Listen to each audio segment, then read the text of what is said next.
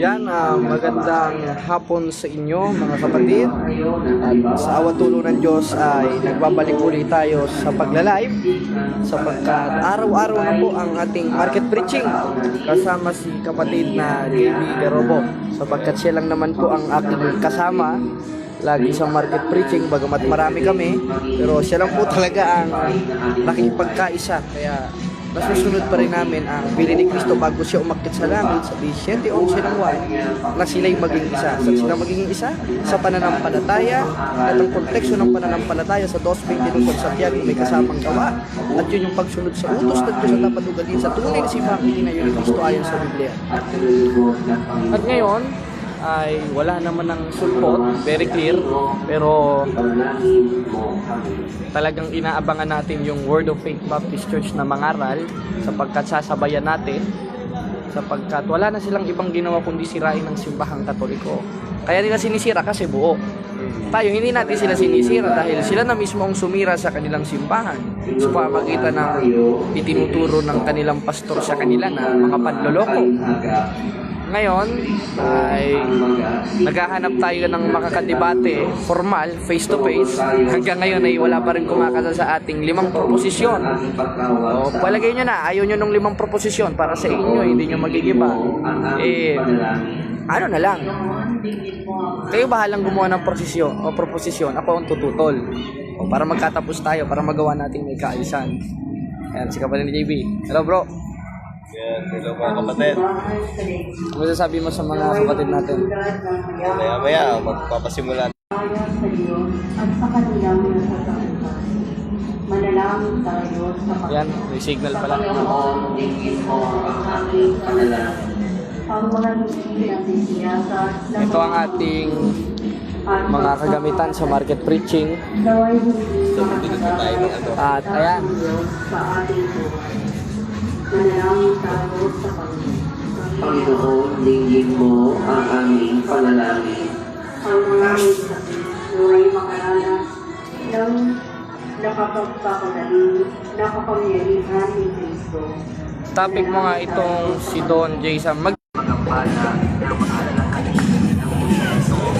Ayan, at lipot ulit tayo dito sa plaza. Ngayon ay nakikita natin na yung mga pastoratoy ay wala na, 100% clear. Wala na mga pastoratoy tayong nakikita dito sa plaza. Pero pag nakakita tayo ng pastoratoy ay talagang didiskusyonin natin at hahampasin natin ang aral sapagkat pag hindi natin ginawa yun tayo lang din ang magkakasala ayon sa 3:18 ng unang 1 at 4:18. Adrian Kurt Bangayan, shoutout po ya, CFD din ako. Ayan.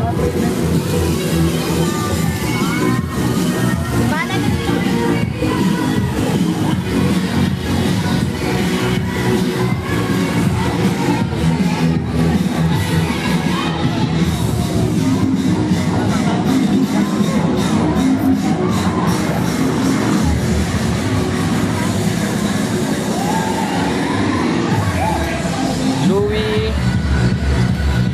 El Hico, God bless, Luis Jare. Hili lang ako ikaw muna mag-manage ng live. Oh, sige. Ayan.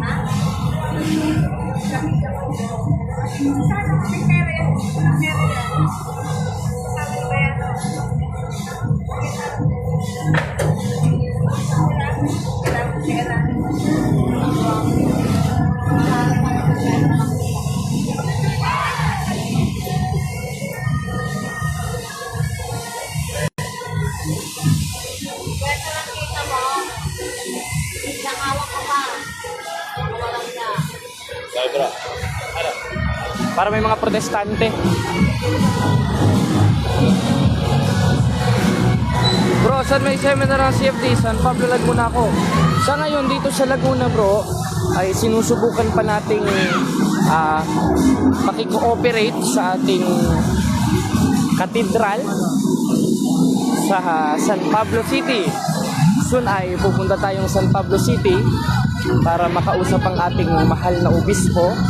Nang sa ganun ay meron tayong mas malakas na otorisasyon upang ipahayag natin ang aral ng simbahan o ang karunungan ng Diyos pamagitan ng simbahan at pakipagbaka hanggang kamatayan.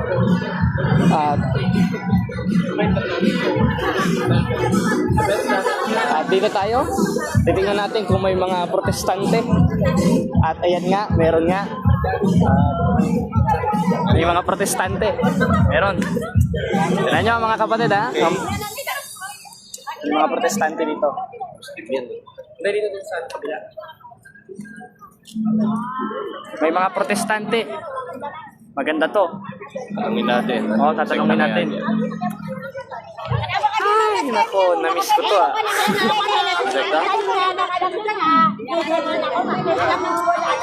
Arturo Pagatpatan. God bless you, brother. Louis L. Chicho watching from Rojas Isabela, Region 2. Ayan.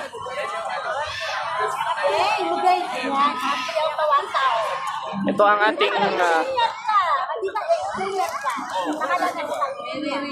ating mga ate. Ayan. Ito sila. Ayan yung protestante. Titingnan natin kung lalapitan tayo at tatanungin natin. Oh. Tingnan natin kung lalapitan tayo dahil tingnan natin kung makakasagot itong mga taong ito sa ating mga tanong. Papaturo din tayo sana. Para ano? Tapos, Aba. kasi pangit naman kung Watching from KSA. Lapitan mo na, bro Jimmy. Tanongin mo na. Sige. okay. Ano, kung nasa kung kami ko mabitan na.